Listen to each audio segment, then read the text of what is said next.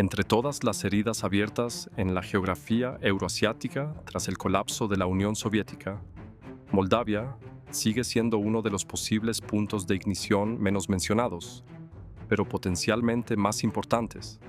El país, considerado durante 2 siglos como uno de los más pobres de Europa, está en las garras de una lucha entre Oriente y Occidente, o más bien entre Europa y Rusia.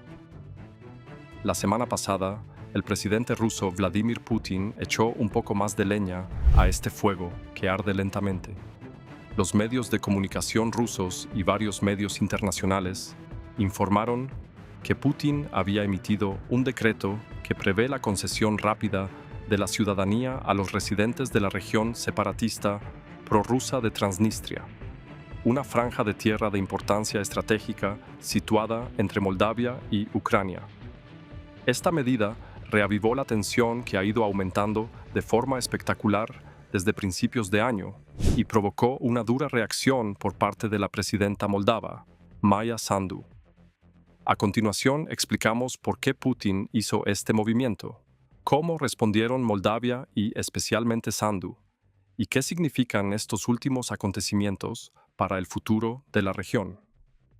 Las raíces del problema se remontan directamente al colapso de la Unión Soviética a finales de la década de 1980. Sin embargo, también se puede argumentar que los problemas de Moldavia con Rusia se remontan a 1812, cuando Besarabia, la parte oriental de la región conocida entonces como Moldavia, fue cedida al Imperio ruso tras una guerra ganada por los rusos. En general, los moldavos nunca encontraron verdadera paz bajo el dominio ruso. Histórica y culturalmente, la mayoría de los moldavos étnicos están más cerca de la vecina Rumania. De hecho, las diferencias entre los idiomas moldavo y rumano son, en un sentido lingüístico, en su mayoría superficiales. En 1918, tras la Revolución Rusa, Besarabia obtuvo brevemente la independencia como la República Democrática de Moldavia y se unió a Rumania, pero esta soberanía duró poco. Durante la Segunda Guerra Mundial, la Unión Soviética ocupó la región y fundó la República Socialista Soviética de Moldavia. Cuando la Unión Soviética comenzó a colapsar en 1989, los moldavos aprovecharon el momento y avanzaron nuevamente hacia la independencia, y fue entonces cuando comenzaron los problemas actuales. La región de Transnistria, situada en la margen izquierda del río Dniester y que cubre un área de aproximadamente 1.600 millas cuadradas, se opuso al creciente nacionalismo moldavo. Las cosas se calentaron aún más cuando los moldavos aprobaron una ley que aceptaba el moldavo como idioma oficial y reemplazaba el alfabeto cirílico por el alfabeto latino. La mayoría de la población de la margen izquierda utilizaba predominantemente el ruso para comunicarse. Por lo tanto, los ciudadanos comunes de Transnistria, especialmente las importantes minorías rusas y ucranianas, temían con razón ser marginados bajo el nuevo régimen lingüístico y organizaron protestas. Más importante aún, Transnistria se había convertido en el centro industrial de Moldavia bajo el dominio soviético, y la élite se había vuelto políticamente cada vez más poderosa gracias a esto. A medida que el poder se desplazaba hacia el oeste, podían ver cómo se acercaba el peligro. Cuando Moldavia adoptó una declaración de soberanía en 1990, los habitantes de Transnistria se declararon una república autónoma, la República Autónoma de Dniester, Moldavia. Estalló una breve guerra civil, complicada por la intervención del 14º Ejército Soviético, que había estado estacionado en Transnistria durante mucho tiempo. Los moldavos emitieron un decreto transfiriendo todas las antiguas unidades y equipos militares soviéticos a las recién formadas Fuerzas de Defensa de Moldavia. El 14º Ejército lo ignoró. El entonces presidente ruso Boris Yeltsin transfirió las fuerzas al control de la Federación Rusa. Luego, el 14º Ejército se unió a los separatistas e infligió múltiples derrotas clave a las fuerzas moldavas, de manera que aseguraran la integridad territorial de la región separatista. Finalmente, en julio de 1992, se firmó un acuerdo de paz y comenzaron las negociaciones para resolver el conflicto de forma permanente. Desafortunadamente, 34 años después, parecemos estar más lejos que nunca de una solución permanente y amistosa. Bajo los sucesivos gobiernos de ambos lados, se hicieron varios intentos para lograr una paz duradera y arreglos territoriales mutuamente aceptables, pero en última instancia ninguno funcionó. Ambas partes se culpan mutuamente por los fracasos, pero lo más importante es que Transnistria sigue siendo una región en gran medida dominada por Rusia. Demográficamente, la región está dividida casi en partes iguales entre rusos étnicos, ucranianos y moldavos, con gagausos y búlgaros dispersos entre ellos. Los idiomas oficiales de la región, el ruso, el moldavo y el ucraniano, también reflejan esta diversidad. Sin embargo, el ruso es el idioma principal utilizado de facto en el gobierno, la educación y la vida cotidiana. Más importante aún, los 1.500 soldados que sirven en el Grupo Operativo de las Fuerzas Rusas, o IRF, en Transnistria, están estacionados de forma permanente en Transnistria. Estas unidades solían rotar cada 6 meses, pero Moldavia y Ucrania han bloqueado los intentos de rotación de Rusia desde 2022. La mayoría de ellos están apostados en el depósito de municiones soviético desmantelado en el pueblo de Kovasna. Ubicado a poco más de 1 milla de la frontera con Ucrania, este enorme depósito de armas es el más grande de Europa del Este, con aproximadamente 22.000 toneladas de equipo militar custodiadas por tropas rusas. Como podrán imaginar, esta enorme reserva de armas es una herida abierta tanto para Moldavia como para Ucrania. Aparte de las autoridades de Transnistria y Rusia, nadie sabe realmente qué hay almacenado allí o en qué estado se encuentra. Sin duda, una gran parte de estas municiones ha superado hace tiempo su fecha de caducidad, ya que llevan allí entre 35 y 75 años. Lo que está sucediendo en Ucrania tampoco facilita las cosas. Con una guerra extremadamente destructiva librándose a solo unas millas de distancia, las autoridades temen las consecuencias de un ataque que golpee accidentalmente el depósito. La Academia de Ciencias de Moldavia determinó en 2015 que, dado que allí se almacenan tantas municiones potencialmente riesgosas, una explosión en Kovasna sería equivalente a las bombas atómicas lanzadas sobre Hiroshima y Nagasaki. Los rusos, los ucranianos y los moldavos temen que las municiones y el equipo que todavía funcionan almacenados aquí se involucren en la guerra, atrayendo potencialmente también a Moldavia al conflicto. Es un problema difícil de resolver, ya que todas las partes implicadas tiran en direcciones diferentes. Los moldavos quieren que se retiren las armas y las tropas, pero esto no es posible mientras la guerra, en Ucrania, continúa con toda su fuerza. Por su parte, las autoridades de Transnistria parecen querer mantener a ambos como una garantía de seguridad frente a los intentos de Moldavia de reunificar la región por la fuerza. A los ucranianos, con toda probabilidad, les encantaría matar a los soldados y apoderarse del equipo. Los rusos, como es la tendencia de los líderes rusos, han estado tratando durante mucho tiempo de utilizar la situación a su favor. Durante gran parte del periodo posterior a la independencia de Moldavia, se permitió en su mayor parte ignorar la cuestión de Transnistria. Los gobiernos moldavos tendían a oscilar entre regímenes prorrusos y aquellos directamente controlados por oligarcas, y ninguno de los dos tenía un fuerte incentivo para cerrar este capítulo de forma permanente. Pero todo esto cambió de manera decisiva cuando Maia Sandu asumió el cargo en 2020. Sandu definitivamente no es prorrusa. Llegó al poder con una plataforma pro-occidental y anticorrupción y trazó fervientemente un rumbo hacia la integración en la UE e incluso, posiblemente, en la OTAN. Moldavia firmó inicialmente un acuerdo de asociación con la Unión Europea en 2014, pero bajo el liderazgo de Sandu, la búsqueda de la adhesión a la UE ganó un gran impulso. En marzo de 2022, Moldavia solicitó ser miembro de la UPAE y 3 meses después se le concedió oficialmente el estatus de candidato. En junio del año siguiente, Moldavia firmó un amplio acuerdo de libre comercio con la Asociación Europea de Libre Comercio y las negociaciones formales de adhesión comenzaron en diciembre de ese año. Luego, en 2024, se celebró un referéndum sobre la adhesión de Moldavia a la UE. En medio de acusaciones generalizadas de que partidos mayoritariamente rusos o alineados con Rusia interfirieron desde el exterior y manipularon los votos a través de grupos criminales, una ajustada mayoría del 50,17% votó a favor. Con la luz verde del público, el trabajo necesario para cumplir con los estrictos criterios de admisión de la UE está en pleno apogeo y el problema de Transnistria constituye uno de los principales obstáculos. Ya habíamos visto esta historia antes en Georgia y Ucrania.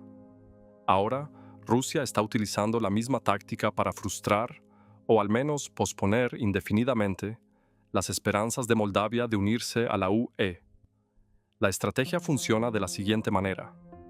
Para cumplir con los estrictos criterios de Copenhague posteriores a 1993, Moldavia debe demostrar que tiene una democracia estable, una economía de mercado funcional y la capacidad de implementar y mantener la legislación de la UE en todo su territorio.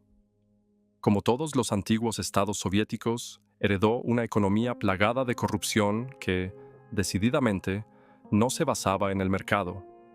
Y, como en la mayoría de estos estados, los oligarcas que ocuparon el vacío dejado por los comunistas afianzaron y expandieron la corrupción, la desigualdad y la anarquía.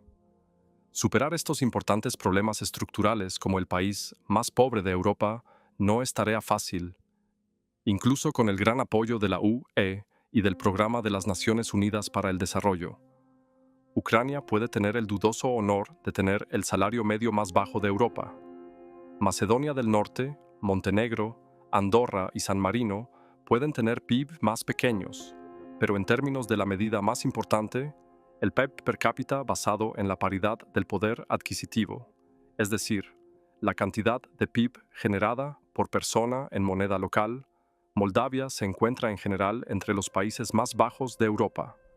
Para cumplir los criterios de Copenhague, Moldavia todavía necesita profundizar la reforma judicial, fortalecer el Estado de Derecho, combatir la corrupción arraigada y completar la desoligarquización, es decir, el proceso de romper la estructura oligárquica. No es una hazaña fácil. El país también necesita alinear su legislación con los 35 capítulos de negociación, mejorar la administración pública y garantizar la ciberseguridad y la independencia energética. Además, estas medidas deben aplicarse en todo el territorio del país candidato. Y eso es lo que hace que el problema de Transnistria sea el mayor obstáculo para la adhesión de Moldavia a la UE. La UE ha señalado que la existencia de una región autónoma como Transnistria no cierra por sí sola la puerta a la adhesión a la UE. Al fin y al cabo, Chipre, el Reino Unido y Alemania Occidental se unieron a la UE a pesar de tener disputas territoriales en curso. Chipre sigue dividido hoy en día. Sin embargo, todas estas naciones se unieron a la UE antes de Copenhague y, desde entonces, las reglas se han endurecido significativamente. Por lo tanto, mientras Sandu dirige a su país hacia Occidente, la resolución de la cuestión de Transnistria, de una forma u otra, es una máxima prioridad. ¿Cómo planea lograr esto? Oficialmente, aspira a reintegrar pacíficamente la región en Moldavia a través de un proceso centrado en la desmilitarización, la desoligarquización y la democratización. Aboga por el establecimiento de un mecanismo internacional con el apoyo de la UE para supervisar esta transición, argumentando que la presencia continua de las fuerzas rusas constituye un importante obstáculo para la seguridad. De manera no oficial, ha demostrado que sus acciones son mucho más duras que sus palabras. Moldavia está obligada, por su constitución, a permanecer neutral y no permitir el despliegue de fuerzas extranjeras en su territorio. Cambiar su estatus neutral requiere un referéndum nacional. Es poco probable que esto suceda, ya que la mayoría de los moldavos apoya preservar el estatus neutral del país. Una encuesta realizada en junio de 2023 mostró que en un referéndum hipotético, la proporción de quienes votarían a favor de la adhesión de Moldavia a la OTAN era del 28%, mientras que la proporción de quienes votarían en contra era del 60,3%. Pero, si bien se ha abstenido en gran medida de violar abiertamente la neutralidad al proporcionar ayuda militar a Ucrania o permitir la entrada de fuerzas ucranianas en Moldavia, ha sido una partidaria ferviente y clara de Ucrania en sus intentos por repeler la invasión rusa. Y desde enero, junto con Ucrania, ha estado apretando el nudo económico en torno al cuello de Transnistria. A la medianoche del 1 de enero, Ucrania comenzó a implementar controles estrictos a lo largo de su frontera, de aproximadamente 280 millas con Transnistria, los cuales requieren inspecciones para cualquier movimiento permitido de bienes o personas. Simultáneamente, las autoridades moldavas fortalecieron los puestos de control y ampliaron la vigilancia fronteriza, utilizando unidades móviles para respaldar los controles más allá de los cruces fijos. Exactamente 2 años antes, el 1 de enero de 2024, el gobierno de Sandu había impuesto impuestos a las importaciones y exportaciones hacia y desde Transnistria, lo que llevó al líder separatista Vadim Krasnoselski a acusar a Moldavia de llevar a cabo un bloqueo económico contra la región. No era la primera vez que hacía tales afirmaciones, pero esta vez, en el fondo, tenía razón. Combinado con las interrupciones en el suministro de energía tras la pérdida inesperada de los subsidios al gas ruso en enero del año siguiente, esta medida golpeó duramente la economía de Transnistria. En 2025, la economía se contrajo casi un 18%. La producción industrial cayó un 27,3%. El volumen de comercio exterior bajó un 28,5%. Y la inflación se disparó hasta el 14,7%. Y como resultado de estas nuevas acciones de control fronterizo, el panorama para 2026 tampoco es mucho mejor. El bloqueo coordinado de Ucrania y Moldavia ha convertido a Transnistria de una zona gris que Rusia podía gestionar discretamente en un espacio controlado donde el apoyo exterior se vuelve muy visible y fácil de detener. Durante años, gran parte del apoyo ruso a Transnistria se proporcionó a través de rutas comerciales informales, empresas afines y controles aduaneros laxos que evitaban el control total de Moldavia. Al cerrar estas rutas, Moldavia y Ucrania han dificultado que Rusia mantenga su presencia y han reducido drásticamente su eficacia como herramienta de presión contra la integración en la UE. Está claro que esta medida enfureció a Putin, quien reaccionó subiendo la apuesta. En primer lugar, tomó medidas para facilitar el despliegue legal de las fuerzas rusas en el extranjero.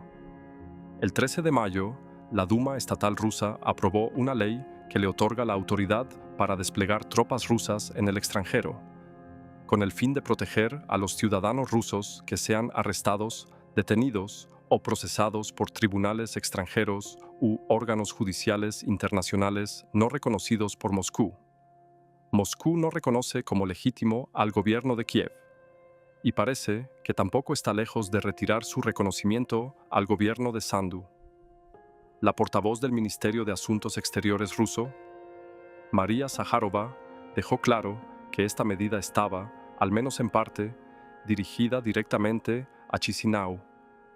En una conferencia de prensa, añadió que Moscú está dispuesto a utilizar todos los medios necesarios para garantizar la seguridad de la población local, afirmando que cualquier ataque contra nuestros conciudadanos que viven en Transnistria recibirá una respuesta inmediata y adecuada. 2 días después, es decir, el 15 de mayo, Putin aprobó una ley que agiliza las solicitudes de ciudadanía para los residentes de Transnistria. La ley permite a los residentes mayores de 18 años obtener la ciudadanía rusa sin tener que demostrar sus conocimientos del idioma ruso, la historia rusa y la legislación rusa, lo cual suele ser un requisito estricto. Además, también estarán exentos del requisito de haber vivido en Rusia durante 5 años antes de su solicitud. Sandu definitivamente reaccionó a esta noticia. El decreto de Putin establece que la decisión se tomó con el fin de proteger los derechos y libertades de las personas y los ciudadanos, guiados por los principios y normas generalmente reconocidos del derecho internacional. Sandu rechaza esto categóricamente. En su lugar, afirma que el Kremlin está intentando llevar a cabo una movilización encubierta de la población local con el fin de aumentar sus fuerzas en la invasión a gran escala de Ucrania por parte de Rusia. También afirma que Moscú está utilizando la política de pasaportes para ejercer presión política sobre Chisinau mientras Moldavia avanza con los planes para reintegrar la región, y afirma con confianza que esto no funcionará, ya que la gran mayoría de los habitantes de Transnistria quiere ser moldavos y unirse a la UE. En una extensa entrevista con RFI-DW, dijo: "Creo que aquellos que querían la ciudadanía rusa probablemente la obtuvieron en el pasado, pero tampoco entiendo por qué la gente querría la ciudadanía rusa en estos días. Por el contrario, muchas personas que no tenían pasaporte moldavo ya los han obtenido. La gente quiere ser ciudadana de la UE, no ciudadana rusa". Unos días antes, en una conferencia de seguridad en Tallinn, Estonia, había dicho que desde que comenzó la guerra en Ucrania, la mayoría de las personas de la región obtuvieron su ciudadanía moldava porque se sentían más seguros teniendo la ciudadanía de la República de Moldavia y no la ciudadanía de Rusia. ¿Pero los hechos la respaldan? Bueno, Moldavia, al igual que Transnistria, permite la doble ciudadanía. Transnistria emite su propio pasaporte, pero fuera de Abjasia y Osetia del Sur, dos regiones separatistas no reconocidas en Georgia, nadie lo reconoce, ni siquiera Rusia. Por lo tanto, para los residentes de Transnistria que deseen viajar más allá de sus fronteras, la doble ciudadanía es una necesidad. Según el censo de 2015, de las aproximadamente 475,000 personas que viven en la región, al menos 358,000 tienen la ciudadanía moldava. Alrededor de 220,000 tienen la ciudadanía rusa y unos 100,000 tienen la ciudadanía ucraniana. Así que unas simples matemáticas nos dicen que muchos tienen 2 o más pasaportes.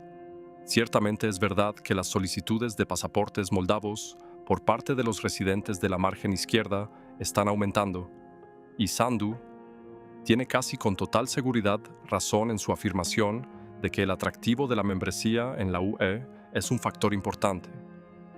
Gracias por ver Crónica Militar.